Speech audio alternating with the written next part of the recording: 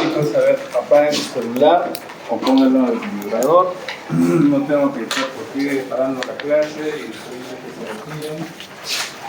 Por favor, no en las previsiones.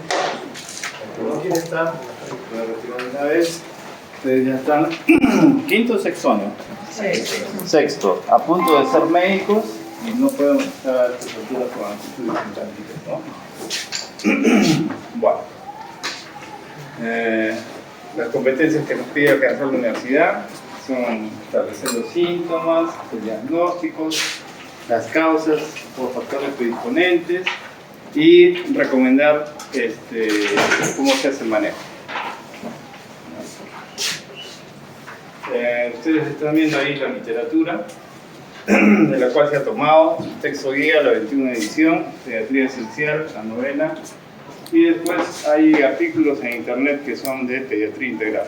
Los dos son muy buenos, el del 21 y el del 16. Bueno, el otro es un texto justamente de su especialidad, no lo van a encontrar fácilmente. Entonces, ¿qué son los linfomas? Ustedes ya tienen alguna idea, ¿no? Que son ese conjunto de neoplasias que derivan de los linfocitos. O sea, los linfocitos son una parte de los glóbulos blancos, ¿no? Que pueden ser de tipo T, B o NK, ¿no? Este proceso oncogénico, ¿no? Ocurre en las fases extramedulares. Ojo con lo que se dice, ¿no? Extramedular significa fuera de la médula ósea. Estamos hablando de eso. Porque donde se da el desarrollo de las células sanguíneas es en la médula ósea, ¿no? Entonces el origen de los diferentes tipos de linfomas depende del estirpe y también de la etapa en la que el linfocito inicia este proceso de transformación descontrolada o malignización. Entonces también nos refieren ahí que más o menos representa más del 25% de las neoplasias entre los 15 y 19 años. Eso como dato estadístico. Y es una de las principales causas de tumores en los niños, en los adolescentes, mejor dicho, ¿no? Este es un recuerdo de dónde son los sitios de producción linfoide, ¿no? Ustedes están viendo ahí el timo, con el cual nacemos, el anillo de Waldeyer, ¿no? Que están las amígdalas, ¿no? Los ganglios linfáticos, donde hay todo un conjunto de estructuras. El vaso también está involucrado, la médula ósea, obviamente que también. Entonces, ¿cómo es la fisiopatología de los linfomas? Entonces, en determinado sector del organismo se producen un tipo de células, o un grupo de células, o una familia de células clonas, ¿no? Que tienen una producción o diferenciación distinta al resto de células, ¿no? Entonces, estas células del sistema linfático se dividen sin ningún orden de control, ¿no? Y no mueren cuando deberían hacerlo. Entonces quiere decir que adquieren el carácter de ser inmortales. Entonces el tumor, esa zona más rojiza, puede manifestarse en cualquier lugar del organismo y puede afectar un solo ganglio linfático o varios, u otros órganos extralinfóticos. Es capaz de diseminarse tanto por continuidad como a través de la diseminación hematógena. Y esto puede incluir tanto al hígado y a la médula ósea, ¿no? Es más o menos el resumen de lo que es la fisiopatología de los linfomas en niños. Entonces, tenemos dos grandes grupos, el linfoma de Hodgkin y el linfoma de no Hodgkin. El linfoma de Hodgkin tiene su historia con relación a este científico, ¿no? Que no nos interesa mucho, y vamos directamente a lo que es la enfermedad de Hodgkin o linfoma de Hodgkin, ¿no? La cual se produce a partir de una clona celular que tiene un crecimiento propio, ¿listo? Entonces, ustedes están viendo que más o menos estos tumores, linfoma de Hodgkin, constituye el 6% de todas las neoplasias en niños. Y donde pueden estar implicados, no digamos ser la causa, sino implicados, asociados, no causa-efecto, no relacionados, el virus herpes humano 6, citomegalovirus y el virus Epstein-Barr. También se describe una variedad en la cual está el VIH involucrado. Hay un tipo histológico que ya lo vamos a ver. Entonces, ese proceso maligno que afecta al sistema reticular, bueno, etc. Y se presenta en 29 casos por millón de edad. Ya.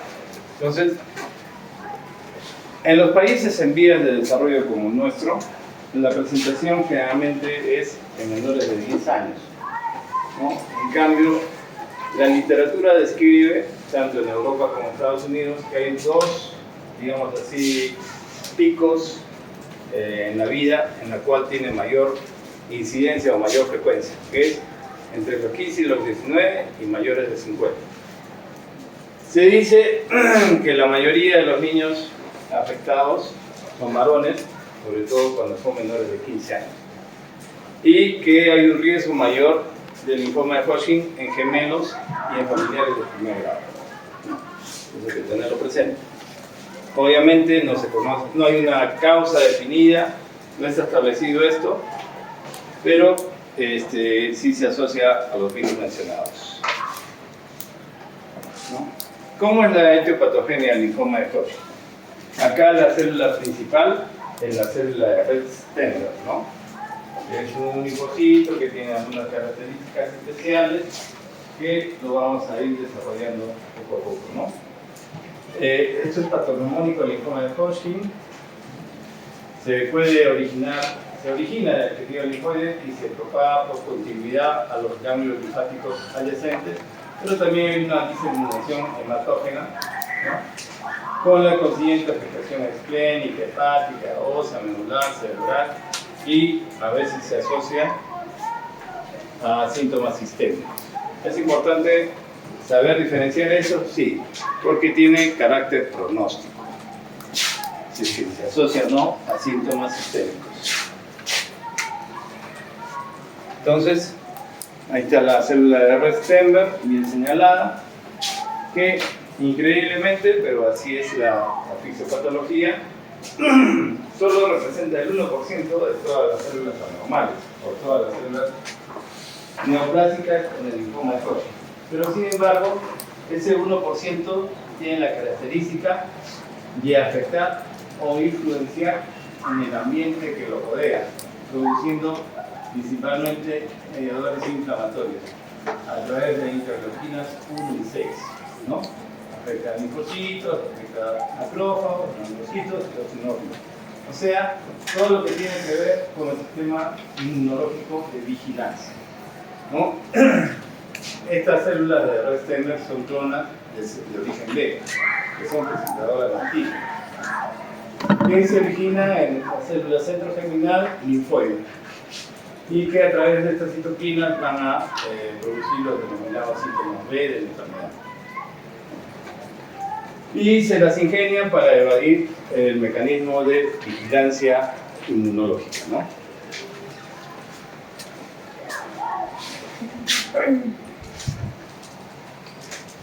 Según la Organización Mundial de la Salud, se clasifica en dos tipos principales, ¿no? El linfoma de Hodgkin clásico, el cual tiene 4 variedades, ¿no? Cirrosis nodular, celularidad mixta, depresión linfocitaria, predominio linfocitario o rico en linfocitos. Y el otro gran grupo es el linfoma de Hodgkin nodular de predominio linfocitario. Así está descrito, eso no está variando a través de revisiones, pero es muy poco, ¿no? Esto es lo que aparece en su texto, que es la nueva clasificación europea americana. Es lo mismo al final, ¿no? Es una revisión que hicieron en el 2014 en cuanto a lo que es la clasificación de anatomopatología. Acá están los subtipos, ustedes se van a dar cuenta ahí que tienen ciertas características. Por ejemplo, ¿no? El que representa el 70% en adolescentes es el tipo de esclerosis nodular, ¿no? Que más o menos es casi la mitad de todas las presentaciones del linfoma de Hodgkin, ¿no? Afecta ganglios principalmente, ¿no? Y tienen algunas características de patología importantes en cuanto a la morfología. El que está asociado con VIH es el de depresión linfocitaria, que es raro en niños, frecuente en SIDA, es una enfermedad sistémica que afecta a hueso y médula ósea, ¿no? Y después uno que es, sobre todo en los países en vía de desarrollo en pacientes menores de 10 años, el de celularidad mixta, ¿no? Que es una enfermedad avanzada con extensión extraganglionar, y el de predominio linfocitario es más localizado, ¿no? Esas son algunas características. Recuerda ahí la proporción y el grupo que afectan o la forma de presentación de la enfermedad. En cuanto a la clínica, ustedes pueden tener un paciente totalmente asintomático, solo con un conglomerado ganglionar cervical o en otra región del cuerpo, o aquellos que presentan los síntomas B. Los síntomas B se caracterizan por tres cosas: fiebre o temperatura mayor de 38, de 3 días o más de evolución, la pérdida mayor al 10% en los últimos 6 meses y una sudoración profusa nocturna, ¿no? Esos son los famosos síntomas B. ¿Eso tiene carácter pronóstico? Sí. Tiene carácter de, digamos así, un pronóstico menos favorable que el que no presenta síntomas B, ¿no? ¿Cuáles son esas manifestaciones ahora más efectivamente? Que tengan anemopatías, ¿no? No dolorosas, que tengan una consistencia elástica, como de caucho, ¿no? Así lo describe la literatura, y que se presenta principalmente a nivel cervical o supraclavicular. No son las únicas ubicaciones, pero son las más frecuentes. Normalmente la hepatoesplenomegalia es infrecuente. A veces pueden darnos un cuadro de un síndrome mediastinal superior. ¿Qué quiere decir esto? El paciente en el mediastino va a tener afectado o la vena cava o las vías respiratorias inferiores, produciendo esto disnea, hipoxia, tos. Pueden cursar con derrame pleural o pericárdico, pueden tener manifestaciones hematológicas de pancitopenia o al menos anemia y trombocitopenia, como si estuviese afectada la médula ósea, ¿no? Y sí puede haber una disfunción hepatocelular.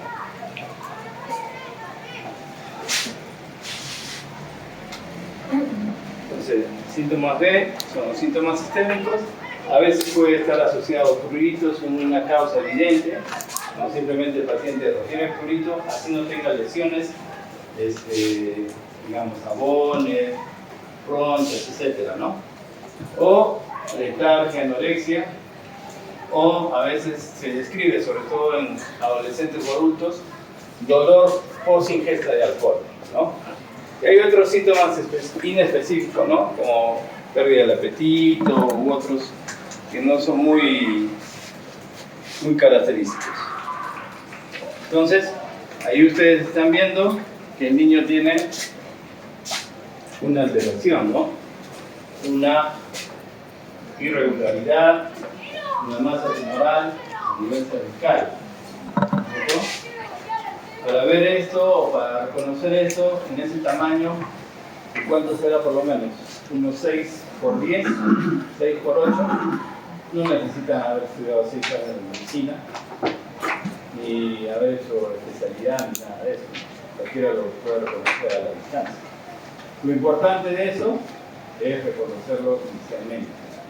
Cuando el crecimiento ganglionar no llega a tener pues, ese conglomerado tan importante que tiene meses de evolución, ¿no? Para que un paciente con linfoma de Hodgkin tenga ese tamaño del tumor o conglomerado ganglionar, son meses de evolución. ¿Ya? ¿Y qué ven en la radiografía de tórax que está al lado? ¿Quién se lanza? ¿Quién es el valiente? ¿Quién es el osado? No hay osados. Estamos mal, olvídense. En esa radiografía, normalmente, la silueta cardíaca, ¿qué forma tiene? ¿Cómo? Zapato sueco o pera o... ¿Qué ven de anormal ahí? En la radiografía. ¿Qué pasa con la silueta cardíaca?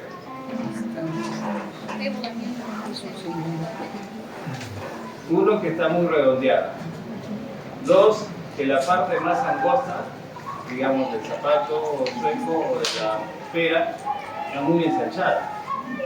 Y esa es la parte que importa. Esa parte se llama mediastino, donde están las estructuras. Hay un mediastino medio, anterior y posterior. Generalmente en el medio o en el anterior, parte del anterior, en esta zona, en esto, ¿no? Está ubicado la vena cava superior y la entrada a los principales bronquios, ¿no? La tráquea también está ahí detrás. Y en esa zona, ¿ustedes qué creen que sea todo esto que está acá, rellenándose? ¿Qué es eso? ¿Qué? ¿Cómo? Claro, son ganglios. Entonces, con una placa es suficiente para reconocer si el paciente tiene afectación o no. Pero para pedir la placa, primero tenemos que saber bien cuál es la historia de la enfermedad, ¿no? ¿Por qué viene el paciente? El paciente va a venir probablemente con manifestación de tos, de disnea, de ortopnea, ¿no? Va a estar rubicundo, con circulación colateral, ¿no? Edema en esclavina, ¿no? Ese es otro síndrome que se llama síndrome de vena cava superior, por la obstrucción del conglomerado ganglionar a ese nivel. Entonces, eso es importante recordar. La historia clínica es la base de todos los diagnósticos, no al revés. Primero le pido todos los exámenes y después trato de encajar dónde va. Y si todo sale normal, que sería bien raro. Entonces, la base de todo diagnóstico, sea en medicina, en cirugía, en cualquier especialidad, es la historia clínica. ¿Cómo empezó la enfermedad? ¿Hace cuánto tiempo está el paciente con el mismo síntoma? Llevar una correlación. ¿Ha empeorado? ¿Se hace más frecuente? ¿Le viene solo en la noche? ¿Cómo va? Y el examen físico, obviamente. Ya les he dicho el examen físico, ¿no? Se lo han captado, entonces ahí tienen una correlación y una impresión diagnóstica. ¿No? La impresión es diagnóstica, la impresión clínica de lo que podría ser. Así sea un síndrome. ¿Que un síndrome qué cosa es? Conjunto de signos y síntomas, todo el mundo ha repetido al unísono. ¿Pero de qué? Conjunto de signos y síntomas de qué?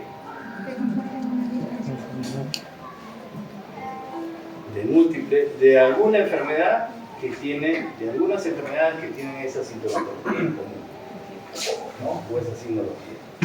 Si yo pongo síndrome de hemorragia digestiva alta, ¿estoy diciendo algo en específico?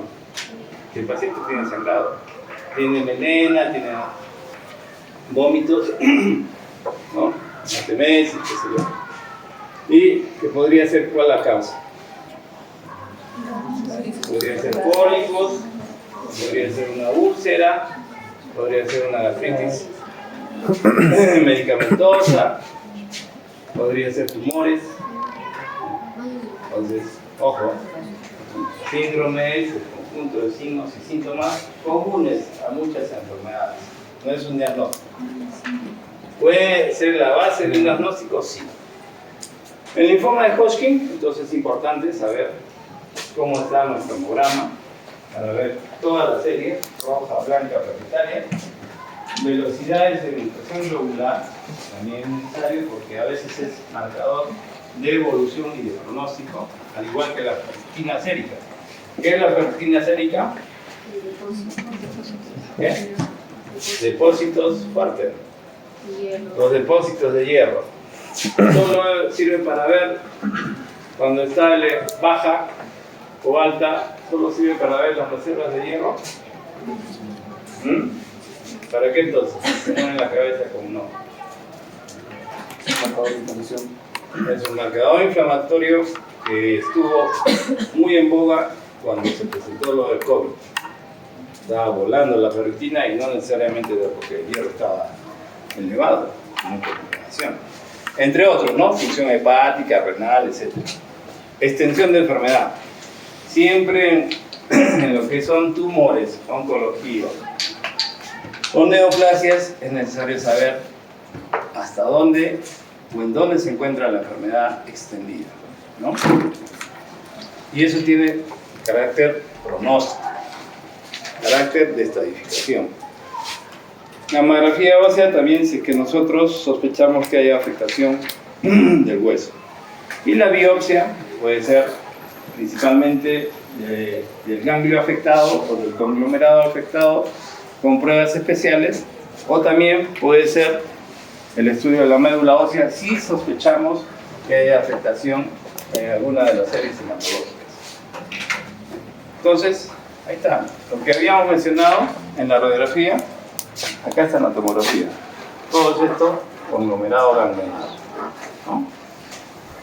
Bueno, la tráquea, la aorta, ¿no?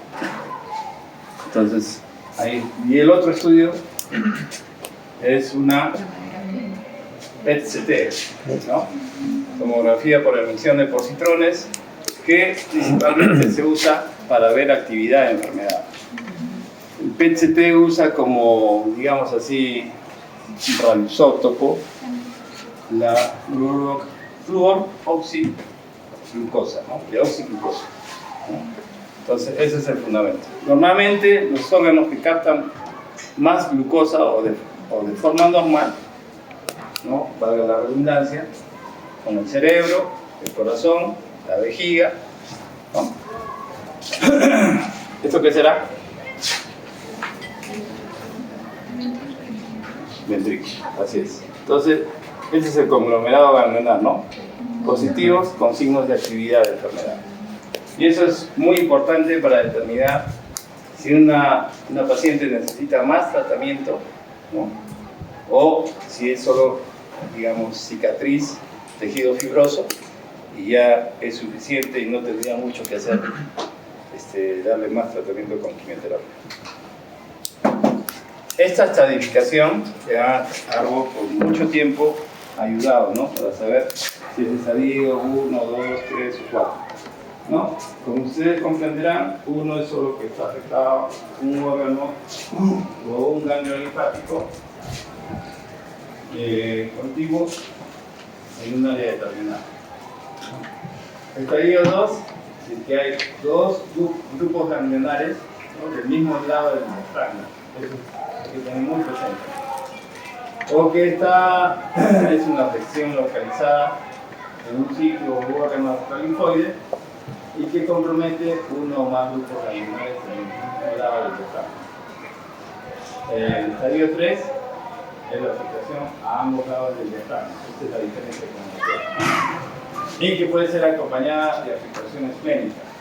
Cuando se acompaña de afectación esplénica, toma la denominación de spleen, ¿no? Del inglés, S, ¿no? U otro órgano extralinfoide o de ambos. Ahí toma la denominación de E, extralinfoide. Y el estadio 4 es cuando es una afectación difusa, que puede dar afectación de órganos extralinfoides o no, y con afectación ganglionar, ¿no? O sin él. Pero en su texto hay una actualización que es la clasificación, pero con PET-CT. Eso es para evaluar sobre todo respuesta a tratamiento y pronóstico, ¿no? Es similar, solo que en los centros donde no haya PET-CT va a ser media complicada. Hay una parte complementaria que le he olvidado y solo he dejado esa porque es lo mismo. Ustedes se dan cuenta, estadio 2 y 3, a un mismo lado del diafragma, a ambos lados del diafragma, pero ¿qué significará bulky? Ahí dice. Es una enfermedad voluminosa que tiene 10 centímetros de diámetro, ¿no? Y el estadio 4 es extralinfática sin continuidad, ¿no? Entonces, más práctica es la otra. Esta necesita otros parámetros. Entonces, ¿cuál es el diagnóstico diferencial? No todo conglomerado ganglionar, vamos a decir, ya es un linfoma de Hodgkin, un linfoma de Hodgkin. Digamos que sea la patología que podría ser, ¿sí? Pero tenemos que tener siempre en la cabeza un diagnóstico diferencial. Por lo menos uno o dos cuadros. Uno es una hiperplasia linfoide reactiva en procesos inflamatorios. ¿Quiénes te dan procesos inflamatorios? ¿Qué agentes? Virus.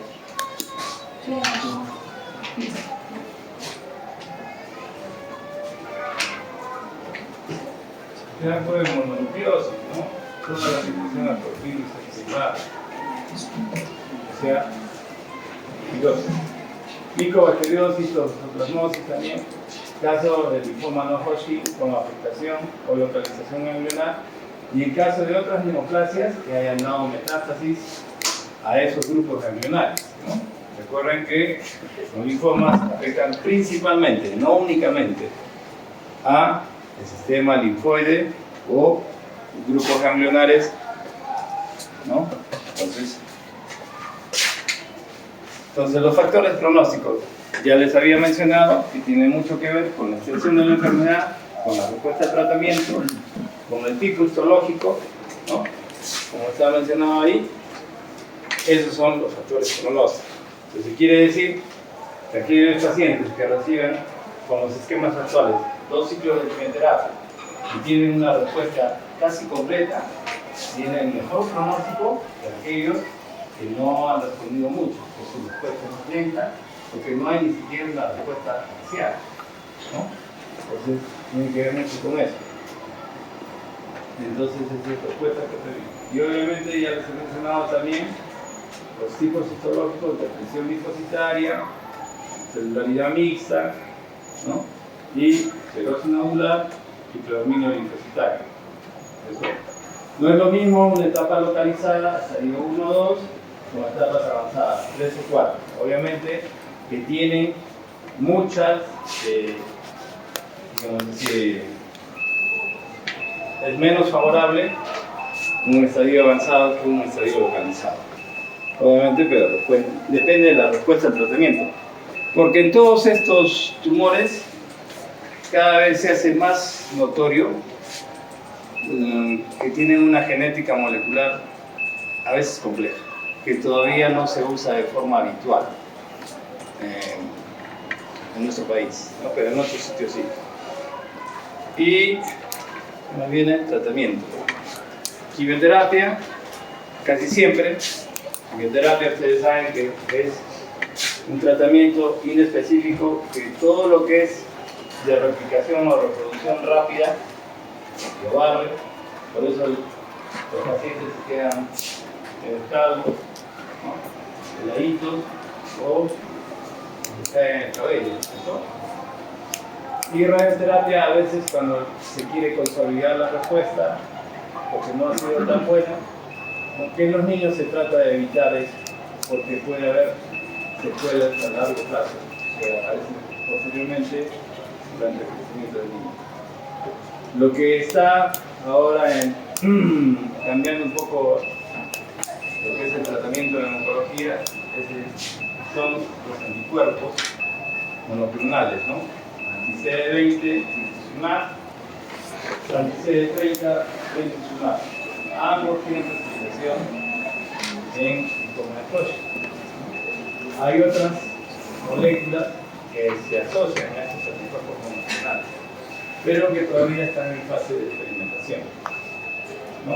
Todavía están en estudios de fase 1, de fase 2, porque todavía no están estandarizados como un tratamiento de primera línea. ¿Hasta ahí hay alguna pregunta? Sí. Claro. Buena pregunta. También uno de los recursos terapéuticos es el autotrasplante en los linfomas en general, mientras que no tenga afectación de médula ósea. Es distinto a lo que es el tratamiento de los leucemias, ¿no? Entonces, el autotrasplante sí se puede realizar. Obviamente es una terapia muy agresiva, muy tóxica, con muchos efectos colaterales, con la posibilidad también de una mortalidad alta, importante, ¿no? Donde es una opción más, sobre todo en los pacientes que han sufrido una recaída estando en tratamiento, ¿no? Reciben altas dosis de quimioterapia, de inmunosupresores y también reciben radiación, ¿no? Algunos protocolos son con radiación corporal total, otros no, pero sí se puede hacer eso, sí es un recurso. Ahora, el linfoma no Hodgkin, ¿no? Este tiene otras características, ¿no? También afecta los órganos linfoides, ¿no? Los grupos ganglionares, ¿no? También resulta de la formación de células ganglionares linfoides, obviamente que sí, y representa un poquito más de la mitad de todos los linfomas, ¿no? Y se origina de corticoides linfoides, de médula ósea y del timo, ¿no? Este tiene una presentación más temprana. 5 años es la mediana de presentación, ¿no? Y se describe que en Estados Unidos más o menos hay 750 a 800 casos anuales. Es una patología más o menos frecuente, ¿no? Los linfomas, a lo que es tumores en niños, representan las terceras neoplasias. Las primeras neoplasias son las leucemias agudas, la segunda los tumores cerebrales y las terceras vienen a ser los linfomas, ¿no? En la proporción que está ahí, 60-40. Entonces, la particularidad que tienen estos linfomas no Hodgkin son que son de alto grado de crecimiento, son más agresivos, un crecimiento más rápido, ¿no? Entonces, generalmente tienen un origen extranodal, la extranodal tiene el tipo suera, el ganglios, ¿no? Y van a afectar con rigidez la médula ósea y el sistema nervioso central. Entonces, importante que recuerden eso.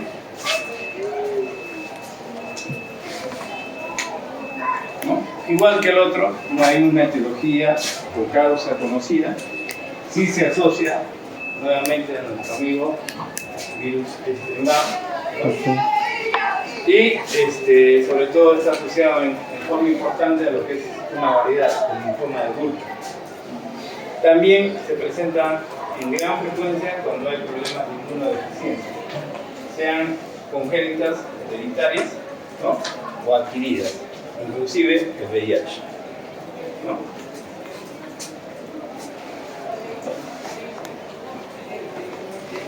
Entonces, ese es más o menos en resumen la proporción.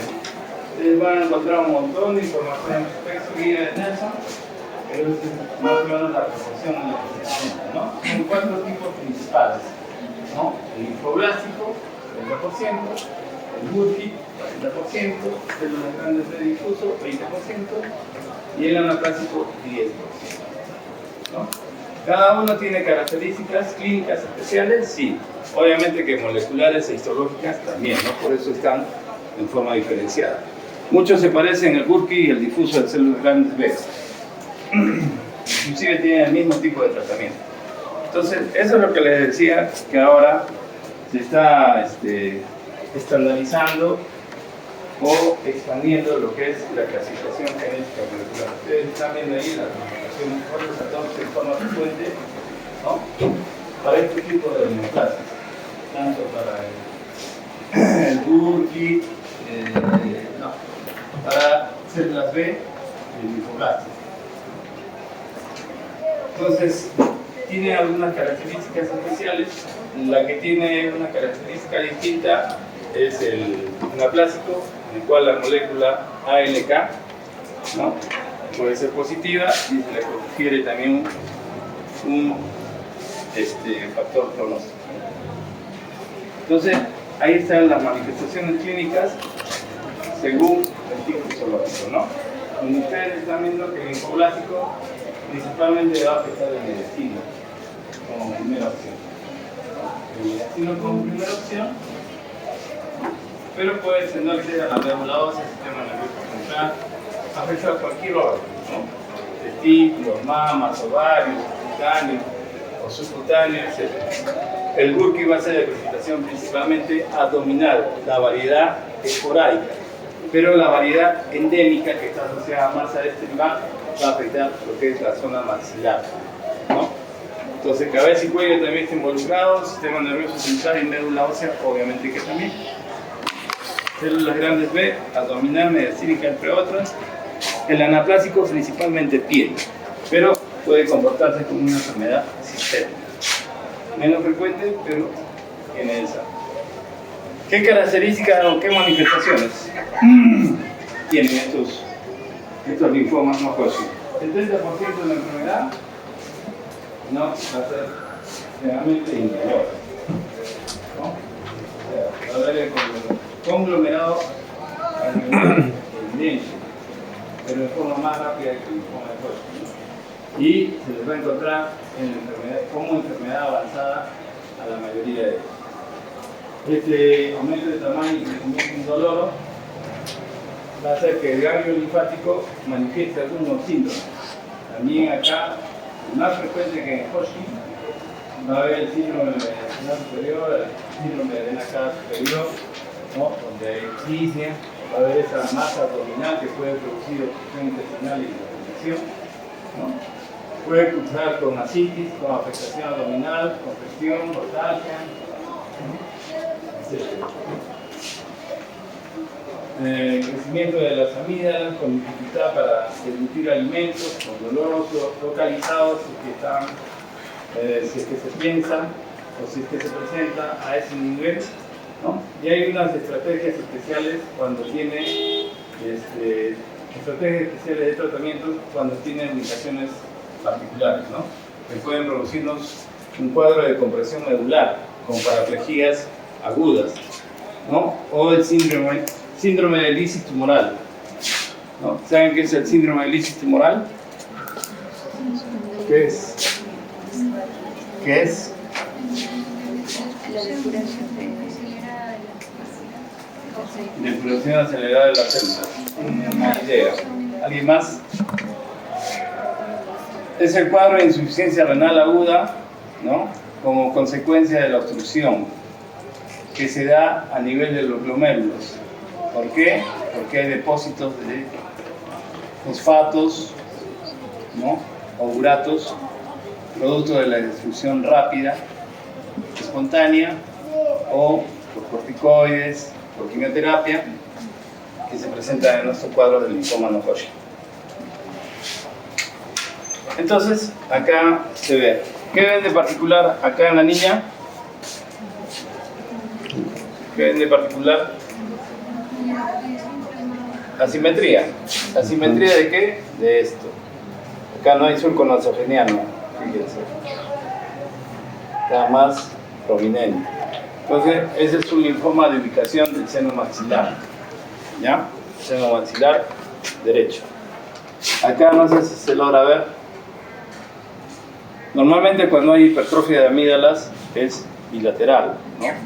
En pacientes que son respiradores bucales, que tienen alergias, etc. En cambio, acá solo hay crecimiento en la amígdala, como importante. Entonces ya eso no es normal. Y acá que ven, que hay ahí un niño que está solo con su pañal. ¿Pero qué más hay? ¿Qué más hay? Hay gran distensión abdominal. ¿Qué más? Si hay gran distensión abdominal, ¿qué significa? Que probablemente tenga algo en la barriga, ¿no es cierto? Tenga asitis, tenga un tumor, tenga una obstrucción intestinal, etc. Después, su estado nutricional no es adecuado. ¿Qué más? ¿Hay algo en la cara o no? ¿O está normal? ¿Está con dolor? Ah, claro. Ya. Se supone que hay un ojo que está más abierto que el otro, aparentemente. ¿Ya? Habría que ver si específicamente qué presenta el paciente. Si tenemos un paciente que tiene un ojo abierto y el otro no, ¿qué podríamos estar pensando? Que uno está cerrado. Que hay una parálisis, sin miedo, parálisis facial. Es lo mismo, radiografías donde normalmente la silueta cardíaca es así, ¿no? El sueco o la pera, y esto es una masa, el conglomerado, simplemente es una masa, de repente no parece un lactante, que yo sospecharía que fuese un lactante, timo crecido, hipertrofia de timo, pero no es, más o menos grande, inclusive adolescente o adulto. Igual acá, ¿no? Esta zona que no es así, recuérdense bien, en lo que es la morfología, ¿no? En la silueta cardíaca. Entonces el estadiaje del linfoma no Hodgkin, ¿no? Igual que el otro, muy parecido, zona ganglionar, muy localizada, nuestro grupo adyacente, estadio 2, el que tiene compromiso de dos zonas ganglionares a un mismo lado del diafragma, estadio 3, que está a ambos lados del diafragma. Acá tiene la particularidad de que si el tumor primario está en la región iliocecal y es resecable, entonces se considera como un estadio 2. Pero si tiene un tumor en el mediastino, ya de por sí es un estadio 3. O si tiene una enfermedad intraabdominal extensa, también es un estadio 3. O un tumor paraespinal o parameningio, también es un estadio 3. Y además, un estadio 4, además de cualquiera de las anteriores, tiene afectación inicial del sistema nervioso central, como ya hemos visto, o de la médula ósea, ¿no? Entonces, acá, la clasificación de Murphy. Ahora en su texto apareció otra clasificación modificada. La verdad, yo no me hago tantas pantas. No, es prácticamente lo mismo, solo que quizás es más descriptivo en algunas características y también requiere mucho la respuesta en la médula ósea con lo que es evaluación mediante citometría. Entonces, digamos que ahí yo no me haría mucho rollo. Estudio de diagnóstico igual que el linfoma de Hodgkin para saber cómo están las demás series hematológicas, su hemograma completo, ¿no? Su perfil de coagulación, electrolitos, por el síndrome del líquido tumoral, recuerden bien. A veces el médico de la atención primaria, donde ustedes, la mayoría de ustedes van a iniciar sus labores, ¿no? Salvo que se vayan al extranjero, ¿no? Entonces, pueden haber iniciado corticoides para otro problema y darnos todo un síndrome de lisis tumoral con una insuficiencia renal aguda. De repente el paciente no fallece por su problema oncológico, sino fallece por una complicación, ¿no? Una complicación manejable.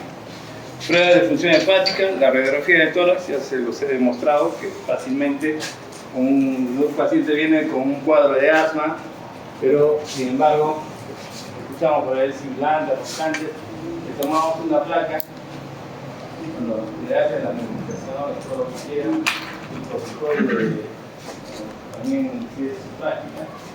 Pero sin embargo, en la radiografía vemos sorpresas. No hay una neumonía, pero sí hay una masa mediastinal, ¿no? Entonces, la ecografía también de primera instancia ayuda a determinar si tenemos visceromegalia u otra masa objetivable por ese método, o si no, las tomografías que son un estudio más completo, ¿no? Gamografía ósea, si se piensa que hay un problema a nivel de hueso, ¿no? El aspirado de médula ósea siempre está indicado para ser parte del estadiaje, y también lo que va a hacer el diagnóstico a veces, cuando no hay una afectación de médula ósea, sino está conglomerado por otros sitios, es el estudio de la biopsia, ¿no? Con inmunohistoquímica. Pero el estudio del líquido cefalorraquídeo también, para saber si hay alteración a este nivel, es importante dentro de los estudios de diagnóstico. Igual, historia clínica, el examen físico, la biopsia y los estudios de extensión de la enfermedad son la base del diagnóstico, ¿no? Siempre se empieza por historia clínica. Examen físico, anamnesis y examen físico, ¿no? Diagnóstico diferencial, obviamente con Hodgkin. ¿Con qué tipo de parasitosis podría diferenciarse? A nivel intestinal. Ustedes que ya han hecho todas las básicas, que ya son prácticamente al otro año hacen internado y ya están listos para titularse como médico cirujano. ¿Con qué tipo de parásito? ¿Con cuál? Veo muchos comentarios de ustedes, pero nadie se lanza. ¿Cuál? Pues. ¿Quién puede dar cuadros de obstrucción intestinal? ¿Quién puede dar cuadros aparatosos de hemoptisis o de vómito, mejor dicho? Arcaris. Imaginación intestinal, ¿no? Cuadros realmente lactantes, ¿no? Entonces, también podría ser. Pero más con cuadros de apendicitis, ¿no?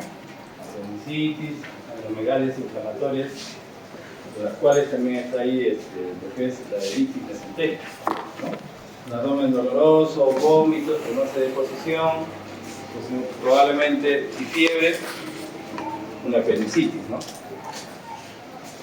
Entonces, eso está dentro del diagnóstico diferencial.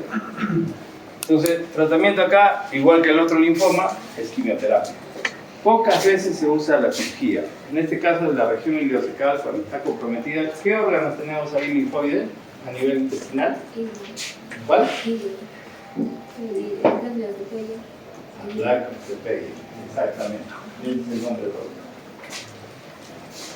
Ya.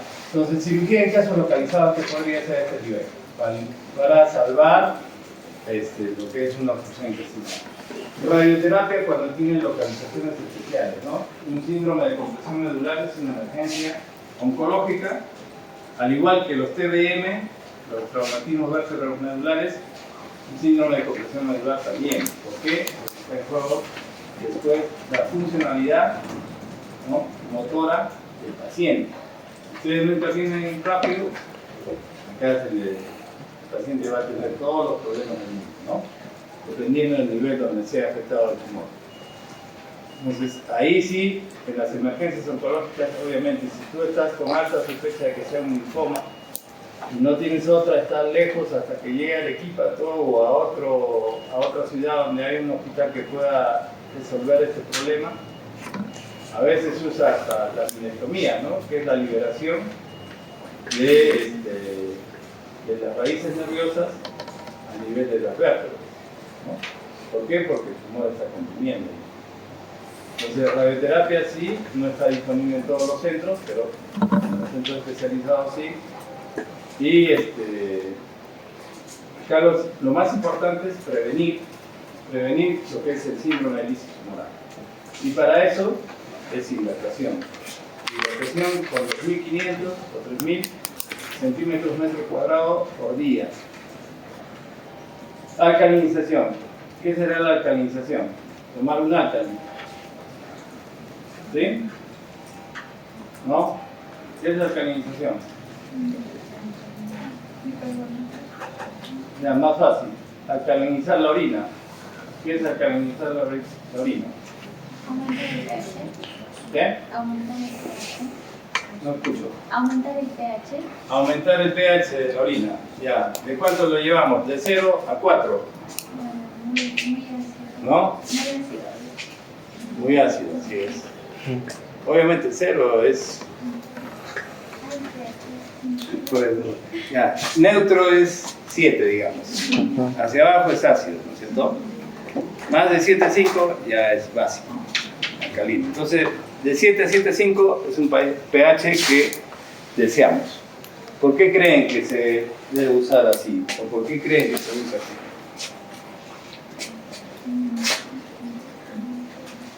¿Qué es lo que sucede? ¿qué es lo que sucede? Las células tumorales se van a destruir y van a liberar contenido intracelular.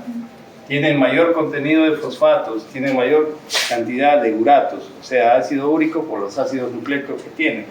Entonces, si tiene mayor contenido, pues, todo eso, si hay un medio ácido, va a fácilmente precipitar. Si es que no hay ese medio ácido, sino es neutro o básico, entonces puede en cierta forma tamponar y excretarse. La idea es favorecer la diuresis y excretar como sales, no como productos que no estén tamponados, ¿no? Entonces, y el halopurinol va a actuar sobre el ácido úrico que se está formando, no sobre ya formado. Hay otro producto, otro medicamento que es la rauxuricasa, que se encarga de eliminar todos estos, pero no está disponible en el país. Profilaxis al sistema nervioso central. Han escuchado durante toda la clase desde el inicio que el linfoma no Hodgkin es altamente agresivo y generalmente invade el sistema nervioso central y medulados. Entonces, la quimioterapia intratecal justamente para evitar que se siembre más fácilmente, a veces ocurre a pesar de eso, se siembren más fácilmente porque son sitios santuarios, al igual que los testículos en varones, son sitios santuarios donde no llegan las macromoléculas de la quimioterapia. Entonces la quimio intratecal, que se hace el estudio de líquido, y por ahí se administra para que llegue todo el líquido cefalorraquídeo, principalmente en metrotexal. Entonces el pronóstico va a estar dado por el tipo histológico, ¿no? Si es Burkitt, si es linfoblástico, células grandes B, o es anaplasia, la carga tumoral, o sea, cuánto el paciente, hasta dónde tiene, ¿no? conglomerados o afectación de órganos, cuán extendido está la enfermedad, ¿no? Y cuánto de tumor tiene. Los Burkitt obviamente tienen un pronóstico más desfavorable, ¿no? Entonces, el caso clínico. Bueno, antes del caso clínico. ¿Hasta ahí alguna pregunta? Acá también se puede usar anti-CD20, anti-CD30, dependiendo qué sale en la patología, podría tener un beneficio adicional. Normalmente las dos neoplasias, linfoma de Hodgkin y linfoma no Hodgkin, tienen un buen pronóstico. Estadios clínicos localizados tienen hasta 90-95% de posibilidades de curación. Y estadios avanzados hasta 80%. Obviamente, dependiendo de la respuesta inicial, puede haber recaídas recidivas, sí, durante el tratamiento o muchos años después, ¿no? Pero generalmente después de 5 años se considera que el paciente no ha presentado ninguna evidencia de recurrencia de la enfermedad, probablemente esté curado, ¿no? ¿Alguna pregunta? ¿Cuánto es el máximo de corticoides se puede dar a un paciente, pero evitando el uso? No, o sea, el corticoide lo vas a dar a la dosis establecida en los protocolos. Generalmente va a ser dexametasona 9 miligramos metro cuadrado, el equivalente a prednisona 60 miligramos metro cuadrado. O sea, eso no es que tienes que reducir la dosis para que no haga lisis tumoral, siempre va a ser, ¿no? Sino que tienes que estar preparado y si se te complica más, ese paciente tiene que ir a hemodiálisis, porque no puede eliminar ni el fósforo, no puede eliminar ni el potasio, que también se libera porque es intracelular, y no puede filtrar, orinar, y va a estar con sobrecarga de volumen, va a tener alteraciones metabólicas con hipocalcemia, y al final el paciente va a fallecer si es que no va a la máquina, ¿no? Tomar esa medida, ¿no? Pero si es necesario y urgente, está con compromiso vital porque está con una insuficiencia respiratoria, está con una obstrucción intestinal y va a demorar mucho su traslado, entonces tiene que empezar a hacer algo, ¿no? Entonces, el corticoide, si tienen la alta sospecha de que puede ser, porque clínicamente pues hay una masa que es evidente, lo mejor es darle el soporte necesario, ¿no? Pero no siempre se puede, pero a veces sí se tiene que tomar decisiones. La hidratación acá es importante, La alcalinización igual, ¿con qué se alcaliniza? Con bicarbonato de sodio. ¿Cuántos equivalentes trae cada ampolla de bicarbonato? Al 8.4%.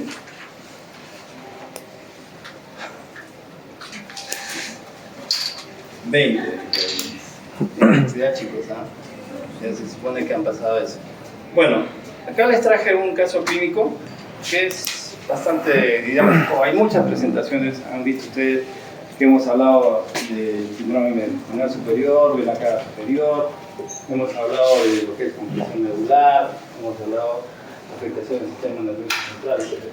Pero acá es una niña de 12 años que consulta por emergencia por cuadro de dolor abdominal difuso de varios días de evolución, a los que se agrega en las últimas 24 horas vómitos, ¿no? Vómitos, no hubo fiebre, no hubo otros síntomas, ¿no?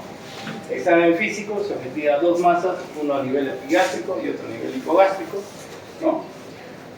Una que más o menos mide 6 por 5 centímetros, o sea, más o menos grande, ¿no? No tan pequeñas. Ambas dolorosas y movilidad escasa, con ruidos aumentados, obviamente, con distensión abdominal. Entonces, obviamente, están ustedes de guardia. Como el criterio, reciben una ecografía abdominal. Y en la ecografía abdominal solo les informan que hay dos masas abdominales, obvio. O sea, no tiene mucho sentido, ¿no? Pero bueno, así está planteado. Realiza entonces el cirujano, ustedes hacen interconsulta y el cirujano toma decisiones, no se atreve, ¿no? Obviamente que el paciente tiene que estar con todas las condiciones para tener los mínimos riesgos. Realiza una laparotomía exploradora y entra o ingresa a sala de operaciones con el diagnóstico de obstrucción intestinal, ¿no? Probablemente una apendicitis aguda, probablemente un plastrón, un tumor, etc. Los hallazgos, ¿cuáles fueron? Una primera masa está en relación al intestino grueso, ¿no? El cual tenía una invaginación intestinal que se intentó reducir manualmente, pero no se pudo, se tuvo que resecar, ¿no? Junto con las asas intestinales que la rodeaban. Y la segunda masa está en relación con el ovario. El ovario se cierra, de lo cual se procede a tomar una biopsia, ¿no? Ustedes saben que con fines reproductivos, obviamente, a esa edad se trata de preservar la fertilidad. El resultado histológico fue con Agurki, luego fue derivar al paciente o a la paciente a otro centro para tratamiento con quimioterapia. Entonces, ahí están los hallazgos, ¿no? La distensión abdominal leve, es lo que se sentivaba, el hallazgo de la intususcepción o invaginación intestinal a nivel del intestino grueso y la comparación entre los ovarios, uno de tamaño normal y el otro aumentado de tamaño. Era derecho, no era izquierdo, ¿no? Entonces, ahí está, el cual estaba infiltrado por linfoma. El primer tratamiento o el tratamiento de lesión en los linfomas es quimioterapia. Son raros los casos en que el tratamiento de primera elección es cirugía. ¿Ya? ¿Alguna pregunta? Esperemos que hayan entendido la gran parte, no todo, pero sí gran parte.